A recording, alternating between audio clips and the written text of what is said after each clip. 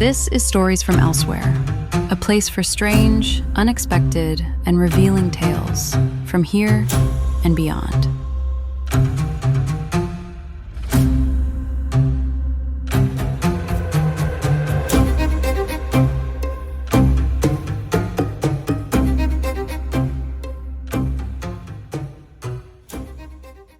Welcome back to Stories from Elsewhere. This is Scott, and this story is inspired by one of the books I loved as a child, Charlotte's Web.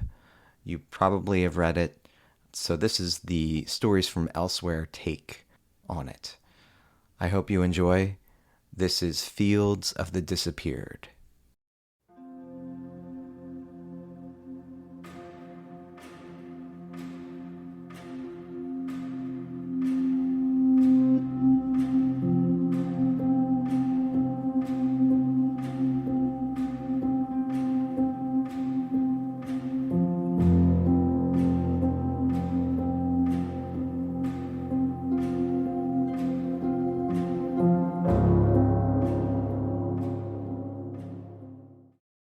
The little girl started reading to me on the hayground.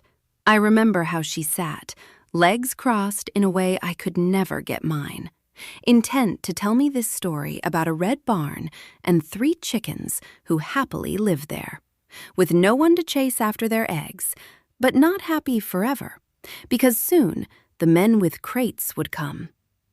I remember her long, smooth, shiny brown hair, and how the sun gleamed against it like polished stone.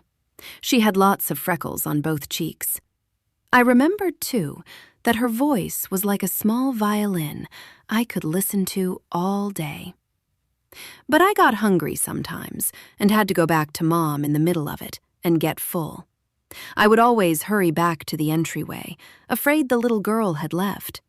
But there she sat, with her legs crossed, book open in her lap, ready to start where she left off, with a wide-as-sky smile on her face. Myra.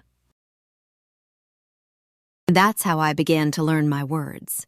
1 at a time first, then 2 in a row, then whole sentences. Myra had lots of stories about princesses and castles, beaches and forests, and places all packed with people called cities. They always had something dangerous and worrisome happening in them, but something in Myra's eyes said, "Don't be scared." And so I told myself, "Don't be scared."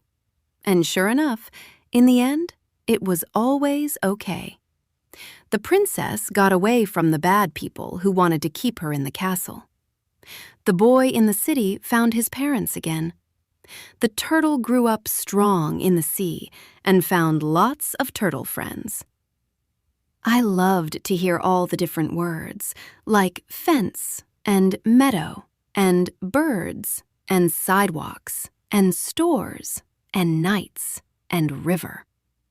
When Myra saw how excited I got, she got happy too. My eyes must have looked like big white saucers to her. Mom didn't seem to care that I spent so much time in the entryway with Myra, as long as I came back to eat when I needed to. And I always did, because the last thing I wanted was Mom to worry. She might not let me back to see my friend, and then I wouldn't be able to hear these amazing sounds and see the colorful pictures that went with them and go to the big worlds in my head that I had never seen. Myra kept calling me Tilia. I guess that was my name. It felt better than not having one. I loved it because Myra gave it to me. She said her dad had the work of the farm keeping him busy most days, but he talked a lot over their dinners about iron machines in the sea from long ago that tried to hurt some and keep others safe. He called it the flotilla. That's where she got my name from. But it was nicer the way she made it sound. She would say, with that happy look in her eyes, "Tilia, listen to this. And Tilia, I bet you would have a great time at the beach. And Tilia, one day we will go away together to see more of the countryside." It made my heart thump fast, so fast, and I wanted to hear even more stories and more about our plans to go away together. I wanted to ask Myra if Mom would come with us. I thought she would, but I wasn't sure. If she couldn't go, Mom would get very sad and even angry with me, and maybe not let me back to feed. But I forgot to ask Myra about it, or maybe I was afraid to. And she never said when or how we would all go. She just said, someday soon.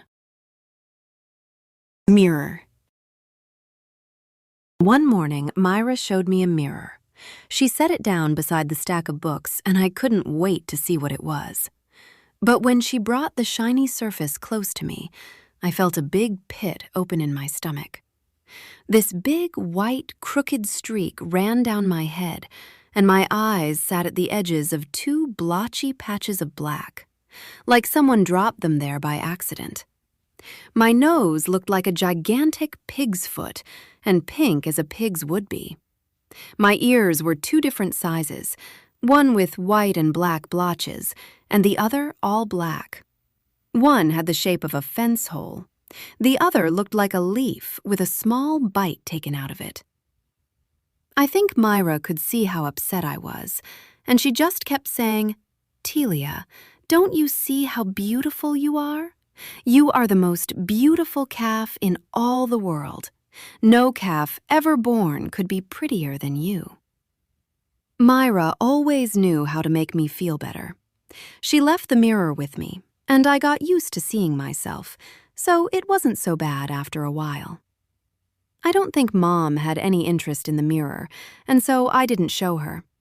Her hard look at me said all things are meant to be as they are, not seen to themselves. So I nudged the mirror under some hay at the corner of our home, so no one would come along and take it from me. Myra must have read 100 books to me by summer, and I listened with my ears forward to every one. I would put my foot on the cover to tell her that I wanted her to read it again, sometimes 3 or 4 times in a row, and she would always go, "Okay, sure," without any questions. I liked the one about the red barn and the 3 chickens the best, because the chickens were such good friends and had the whole barn to themselves. The only part I didn't like was the end, when the men came with the crate.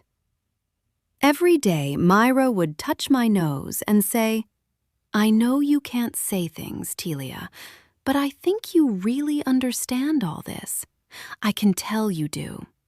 You would have lots of great things to say if you could speak. I wish you could, Telia, because then we could talk back and forth. And wouldn't it be great if all the animals on the farm gathered round to listen to you? They should, because they would learn so much. I'm sure they would, and they would find out how special you are, Telia. I can see it in your eyes, how much you like going with me to the castles and cities and beaches and forests." I tilted my head up and gave her a lick on the cheek, my way of saying, "Myra, I love you too. And yes, let's go to all those places in the world together as soon as we can. With Mom, of course. But no, I don't need all the others here to come around, because I would feel a little funny and probably wouldn't know what to say or how to say it." Myra hugged me and set her head against mine. Then the dinner bell rang, and she had to go. Salem. Summer was ending, and it was almost time for me not to feed from Mom anymore. One of the farm people, an older, skinny boy who always seemed to wear a straw bowl hat and white shirt with no sleeves, started bringing hay for me. He didn't speak much and always seemed a little sad in his eyes. At first, I was nervous about eating it, but when I tried some, it was delicious. Myra told me what all the different kinds of hay were, and I loved knowing the names. Timothy, orchard grass, alfalfa. Alfalfa was my favorite because it tasted sweet and smelled the best. One afternoon, something seemed different. Myra brought only a couple books instead of the usual stack. After finishing the second one, a true book about how they make things called airplanes that flew in the sky, Myra began to cry. I nuzzled against her because I didn't want her to be so sad. She said she had to go to a place where she could learn things, even though she didn't want to. And this place was far away from where we were. She was going to live with her mom, and I thought it was a good thing, because I couldn't imagine being away from mine for very long and being happy. But it meant Myra couldn't come to see me much at all, because the place called Salem, where her mom lived, was far from here, and she couldn't get back on her own. Myra brought a picture to show me where. "We are here." She pointed to a little dot on the right side and said, "This is Baker City." Then she pointed to a bigger dot near the left side. "This is Salem, where I'll be. Tilia, will you think of me always?" I nudged her hand to say yes, of course. Then Myra gave me the biggest hug I ever got from her. I could tell she did not want to let me go, and that this was a goodbye. I didn't want her to go, and if I was big enough, I would have gone in front of the entryway so she couldn't leave. But the dinner bell rang, and Myra got up, wiped her eyes, and walked slowly out the entryway to the big house. She left the 2 books with me, and I quickly nudged them under the hay in the corner of our home, near where I kept the mirror, so no one would take them. I would look at the books every day and think of Myra and imagine her reading me the stories. It rained something terrible that night. The rain pattered on the tin roof so loud I couldn't sleep. But even if it was quiet, with stars out and no wind or rain, I would not have slept. I thought about Myra and how much I'd miss her, and how my days would not be the same without her visits. Mom seemed to have trouble sleeping as well, and she kept her foot against mine, as if to say, "It will be okay." I think Mom was sad for me, because she knew how much I liked seeing Myra, and how good the little girl made me feel. Mom had a hard way about her. That was just who she was, and in the morning, she gave me one of her hard looks to tell me, "Here's another day, and we will go on just the same as before." Grazing. Not long after Myra left, I got to go out into the wide open field with Mom for the first time. I didn't feel like going, but she nudged me along, and we ate some delicious orchard grass together and watched the clouds float across the sky. All I could think of was Myra and what she might be doing, and if she was playing with new friends or feeling lonely looking out a window and missing me. I spotted a long blue building at the far edge of the open field and tapped on Mom's foot to show her. Mom got quiet and turned away, starting back toward the entryway of our home. I was about to turn around too to follow her when I saw some others roaming close to the building, wagging their tails, munching on the grass. A fence split up the 2 parts of the field, one where our home was and the other with the blue building. I wondered if they would take us out to the other part tomorrow, since it seemed the grass was better over there, and the others all looked so happy to be eating it. When I woke in the morning, something was different. I pushed up from the hay floor and saw that Mom was gone. I guess they had taken her out for an early morning graze and would come back soon, since Mom did not like to be away from me for very long. But no one came to take me out. I started to worry. That afternoon, the older boy with the sad eyes brought a small pile of alfalfa hay, dropped it in front of me, and left. As day turned into night, Mom had still not come back.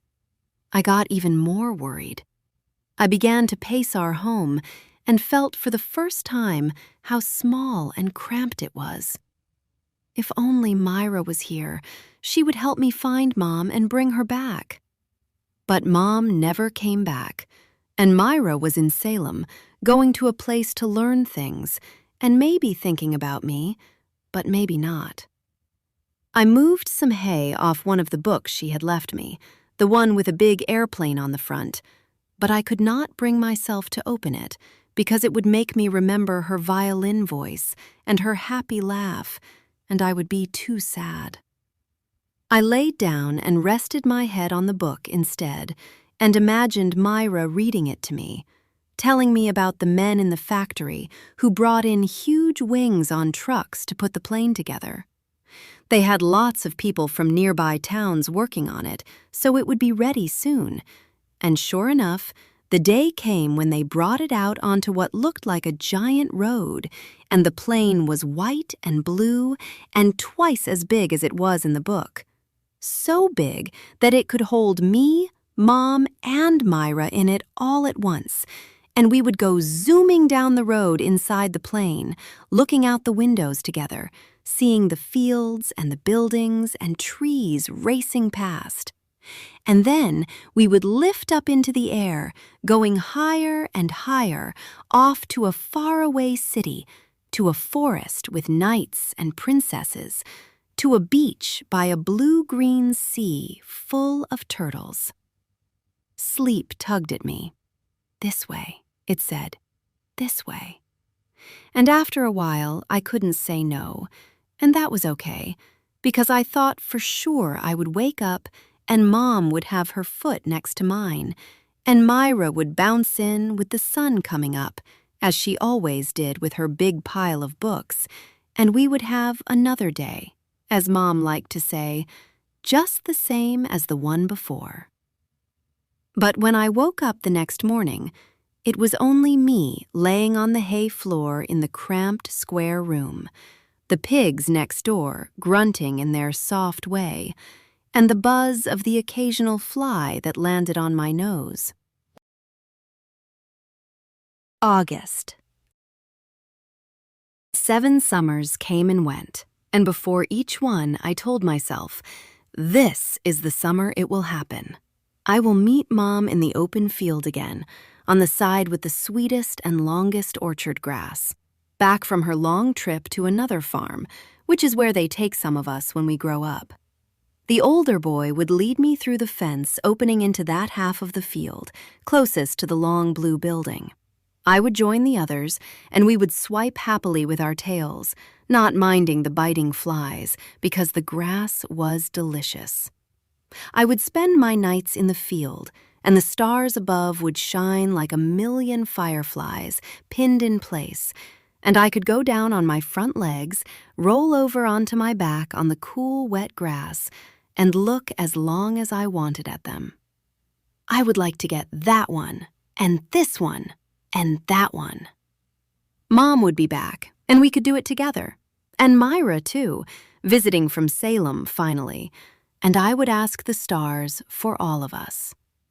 Dear stars, may we live among you? But the older boy, who seemed a lot less sad than he used to, never brought me to the other part of the field. I watched many others go. Most were happy and sang a little as they crossed. A few did not like the idea at all. They ran from the boy when he came to bring them. The boy always caught up, though, and sometimes brought a friend to help, and they learned that they had to go anyway. One hot afternoon, I saw a black and white like me, only much bigger and quite a bit older, being led into the blue building. Hours passed, and he did not come out. As day began to turn to night, I went back, thinking he must have gone to bed early in the blue building, his new home, tired because he was older. But the next day I walked up and down our side of the fence, counting and looking. He was not there. He had not come out. And then a terrible feeling filled my stomach, that the long blue building was not a good place, not at all, and that we should do whatever we could to stay away from it. Grazing on the other side of the fence meant we would have to go inside one day and maybe not come out. Then, a sharp, deep pain, like none I have ever felt, flashed from my legs to my head. I felt sick, and my head so light that I thought I might fall over. I understood what happened. That building is where they took Mom while I slept that night. The older boy with the torn overalls and straw hat, or his friend, or both of them, took her there. She went in and did not come out. She did not come back to me. Because she couldn't. Just like Myra couldn't come back to Baker City, even though I was sure she wanted to. Crickets. Days went by, many of them, and I did not want to go anywhere. I dug my feet into the hay floor when the older boy tried to lead me out. He gave up and left. I didn't want the alfalfa he dropped in front of me. I let the books stay under the hay, their covers now ripped a little. Eventually, he came back with his friend, and I could not dig my feet into the floor strong enough to stop them from leading me into the open field. This time, they took me through the gate onto the side closest to the long blue building. All the times I dreamed of munching on the tall, sweet grass and rolling on my back, and now it was here, and all I could think about was how could I get back over to the other side, the side of my home? I only saw two others on Blue Building's side, a brown and white and one that looked like me, only much older. I laid down on the warm grass and rested my chin there, staring back at my home, missing the place I had spent all those summers. I thought about Myra. How big she might have gotten. Was her hair still a shiny brown? What she might be doing this afternoon. Maybe learning how to play an instrument. A violin, maybe. Then came a thought that made my stomach so heavy, I don't think I could ever get up again. Myra has forgotten me. Her exciting life has taken her to many corners of the world, and she doesn't have a moment to rest or think back about her Telia. I could have sunk through the entire earth and come to the bottom. But then I said to myself, she is happy somewhere, playing a game with her friends, or going to a store with her mom to buy something. And doesn't that make you glad? Because don't you want your Myra to be happy always, even if it's without you? And I did. But I also knew they would bring me into the long blue building the next morning. I was sure of it.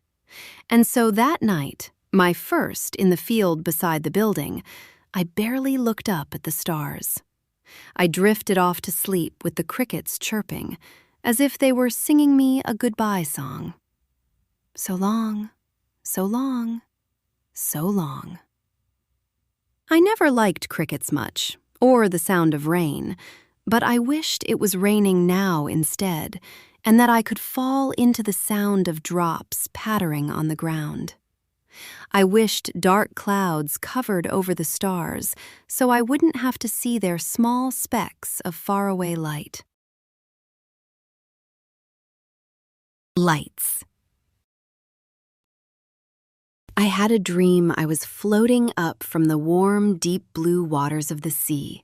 When the sunlight hit the water, it exploded into 1,000 tiny flashes of sharp white light.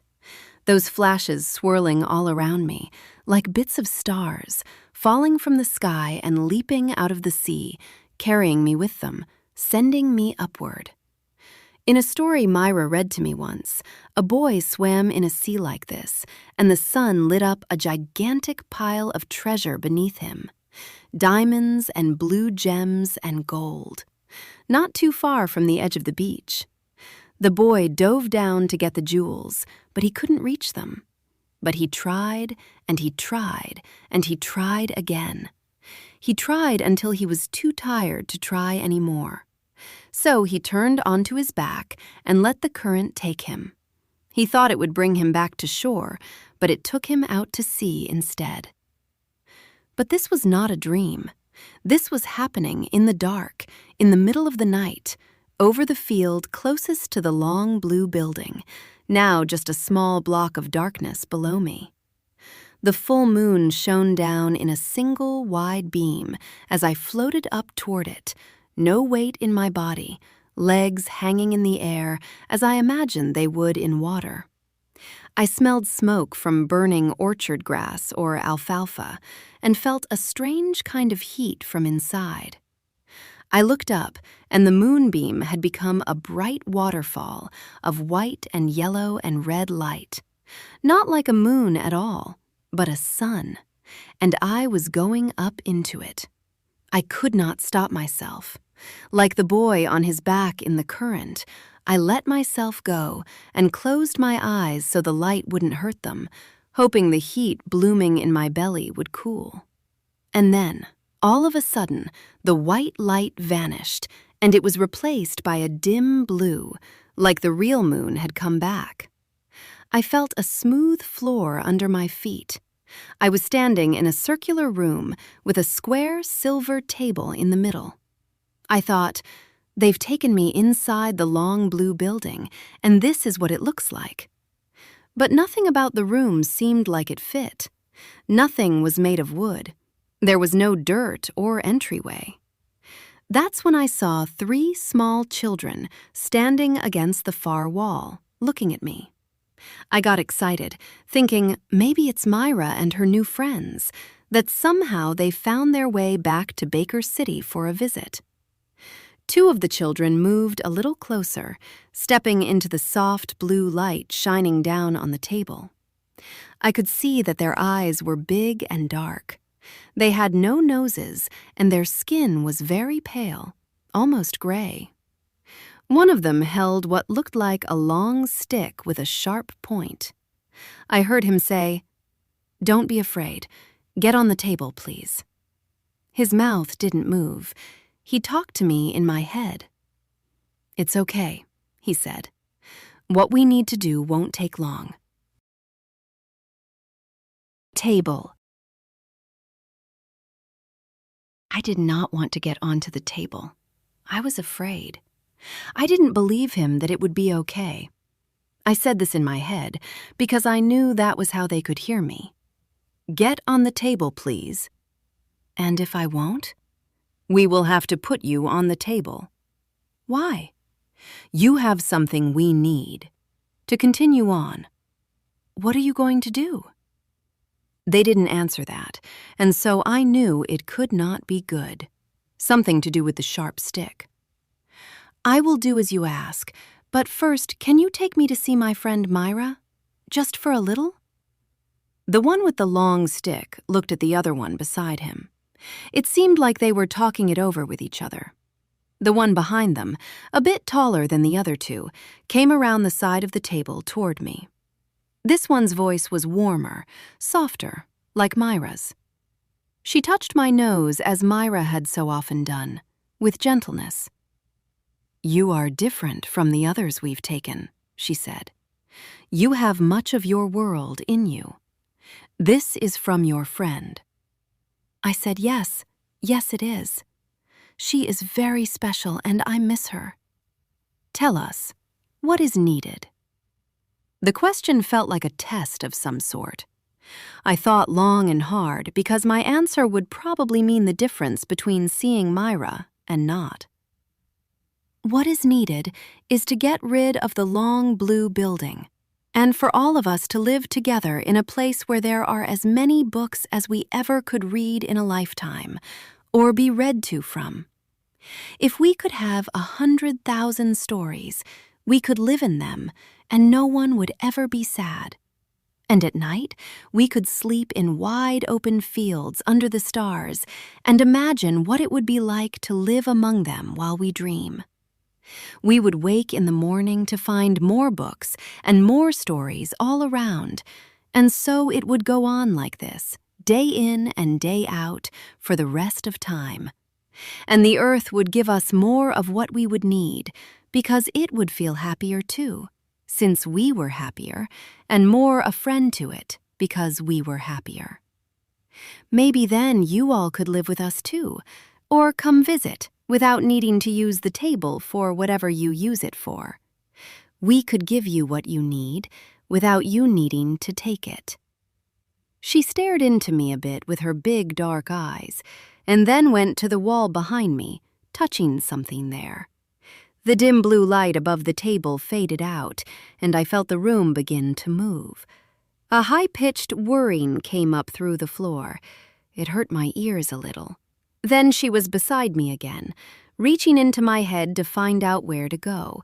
So I pictured the map Myra had shown me that day on the hayground, as clearly as I could remember it. "West," I said, "toward the sea, to Salem." Tilia. Even at night in the dark, I could tell Myra's room was pink and frilly and warm, with books stacked everywhere. There was almost no room for me to stand. On the little white table by her bed, she had a picture of her and another girl with long red hair on a swing. I'm guessing it was her best friend. They were laughing. Myra wore glasses now, maybe from all the reading. I saw some papers spread out on her desk, and when I looked closer, I could tell they were part of a story. That's when I saw one page lying over the others with a single word on it: my name. And the greatest happiness and sadness I've ever felt rushed up in me all at once, in a wild, twisting whirl of feeling. Myra stirred and sat up in her bed. She looked around, a little confused, maybe trying to figure out why she was awake in the middle of the night. Her eyes met mine, and her mouth dropped open. That wide-as-sky smile broke across her face, and I went up to her bedside so she could touch my nose, and I could rest my head against hers one last time. Arcadia. We had billions of miles to go, although the small ones told me they would go by fast, and that we would even start moving backward in time. They let me look out through the thinnest part of the wall, a window. I never thought I would find myself among so many beautiful collections of stars, millions of them, swirling in spirals, some spinning around black pools they called the dark places. When I asked where we were going, the tall one told me Arcadia, a world much like where I was from, only a lot bigger and greener and filled with ones like myself, as well as many other living things I had never seen before. I asked if one day we could bring Myra with us, if she wanted to come. They did not answer, but seemed content to let me have my dreams and stories keep me company as we raced through the wide field of the universe. I felt time loosening its embrace, opening the way for all memories and places and the life that lived in those places to exist together again, as if for the first time. This, I learned, is the beauty and secret of becoming light. This is how I hoped things would be in Arcadia.